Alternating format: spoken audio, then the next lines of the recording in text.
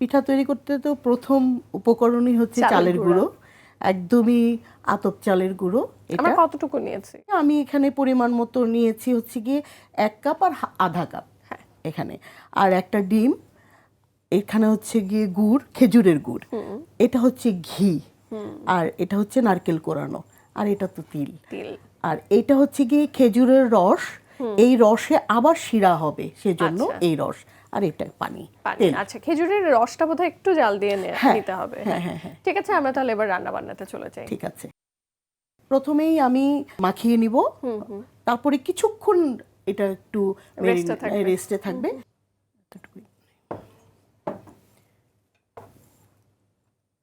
তারপরে দিব ঘি। ঘিটা এখানে আছে প্রায় 1 কাপের মতো। এটা শুকনো অবস্থায় একটু মাখিয়ে নিচ্ছি, কারণ ঘিটা যেন পুরোপুরি। দর্শক, আয়োজনের শুরুতেই যেমন রাজা বাদশার গল্প দিয়ে শুরু করলাম, আর রাজার গল্প মানে শাহী খাবার দাবার, সেখানে তো আসলে শাহী আইটেমটা তৈরি করা হয় ঘি দিয়ে। এখন না হয় অনেক কিছু 150-200 বছর আগে তো এই যে গুঁড়ো দুধ ওই সমস্ত জিনিস ছিল না, সুতরাং ঘিয়ের উপর দিয়েই যেহেতু রাজা বাদশাদের খাবার দাবার। এখন দিয়ে দিচ্ছি নারকেল।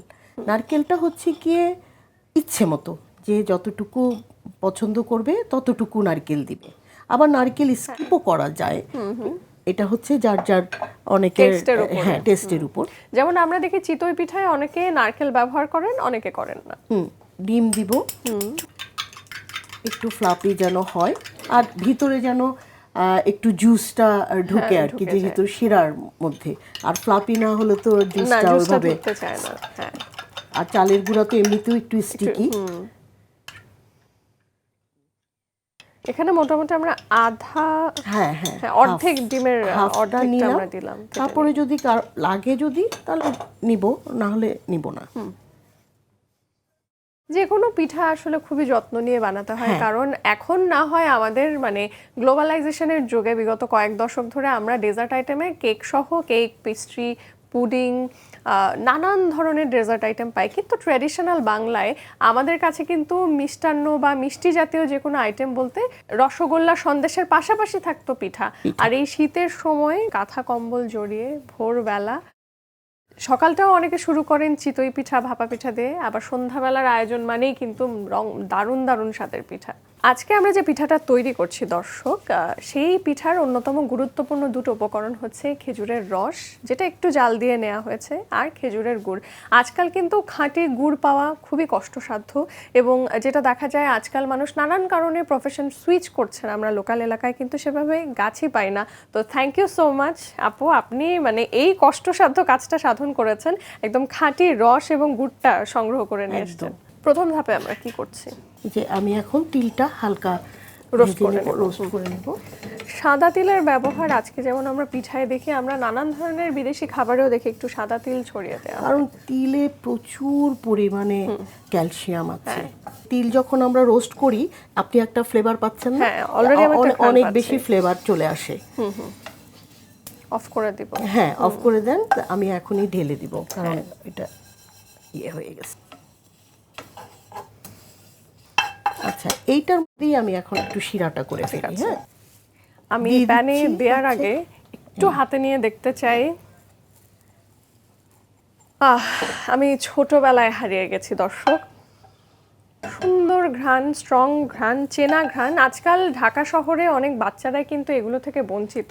আমি যারা পেরেন্টস আমাদের আজকের আয়োজন দেখছেন, আমি অনুরোধ করব যদি সুযোগ থাকে শিশু বা কিশোরদেরকে কখনো না কখনো গ্রামের বাড়িতে নিয়ে যান, তাদেরকে আমাদের এই দেশি জিনিসগুলোর সাথে পরিচয় করান। তবে একটা জিনিসে খুবই সাবধান থাকতে হবে, কাঁচা রস কোনো অবস্থাতেই খাওয়া উচিত নয়। এখন হচ্ছে আমি প্রথমে রসটা দিলাম, আর ওইটা একটাবার জাল দেওয়াই, সেজন্য আমি সাথে সাথে গুড়টা দিয়ে দিচ্ছি। সতীর মোচড় পিঠাটা একটু মিষ্টি বেশি হয়, কারণ এটাতে দুবার গুড় অ্যাড হয়। আসলে পিঠা কিসের পিঠা যদি না হয় মিঠা? হ্যাঁ, যেহেতু ডেজার্ট সেহেতু তো মিষ্টি হতেই হবে।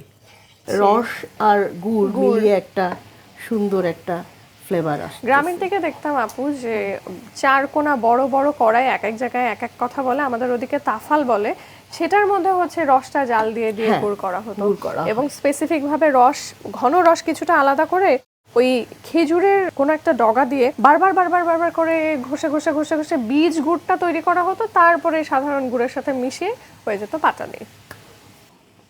এই যে শিরাটা হয়ে গিয়েছে, আমি এখন এই ট্রান্সফার করে দিই। তো আমরা কিছুটা সময় রেস্ট করে রাখতে দিয়েছিলাম মন্ডটা, ভালোই মিশে গেছে। এখন গুড়টা মিশাবো। চালের গুঁড়ার যে কোনো পিঠা, আমি সেটা তেলে ভাজা পিঠাতেও দেখেছি, ডিম দেয়া হয় তখন বেশ স্পঞ্জি হয়ে যায়। এই যে এখন হচ্ছে আমি একটু তিলটা দিয়ে নিব।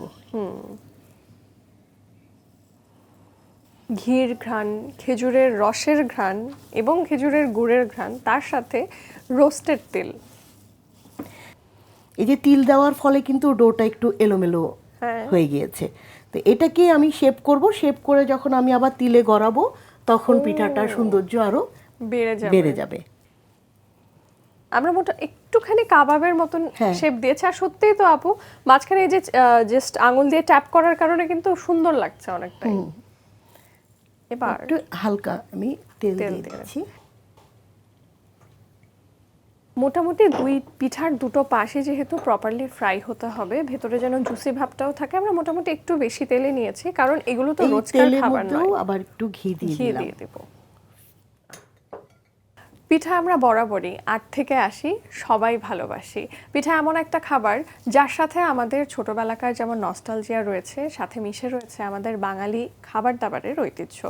যে কোনো বিয়ে শাদী, যেহেতু এখন ভরপুর ওয়েডিং সিজন, দর্শক আপনারা কিন্তু আজকের আয়োজন থেকে চমৎকার একটা আইডিয়া পেয়ে যাবেন যে বিয়ে বাড়ির সেটা তত্ত্ব দেয়া হোক বা ডালা এক্সচেঞ্জের সময় খাবারের কিন্তু একটা ডালা আমরা দেখেছি প্রায়শই থাকে, এবং গায়ে হলুদের আয়োজনে তো ভরপুর খাবারের আয়োজন, সেখানে একটা বড় জায়গা কিন্তু দখল করে থাকতে পারে পিঠায়, এবং সেখানে আপনারা নির্দ্বিধায় এই আইটেমটাও রাখতে পারেন। একটু ধিমি আঁচেই প্রথমে একটু ধিমি আঁচে হবে, না হলে পিছনে লেগে যাবে। ওকে, এখন এই যে ভাজা শেষ, এখন এটা আমি শিরাতে জাস্ট দিব এবং তুলে ফেলে এটা এক পাশ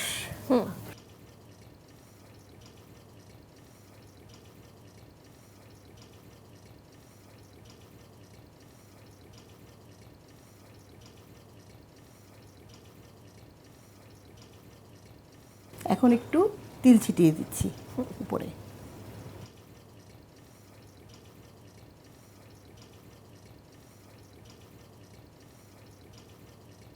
আপু, হয়ে গেল আমার সতীন মোচর পিঠা। থ্যাংক ইউ সো মাচ আপু। একসাথে বড় রানী ছোট রানী দুই রোলই প্লে করলেন, আর আমাদের তৈরি হয়ে গেল সতীন মোচর পিঠা।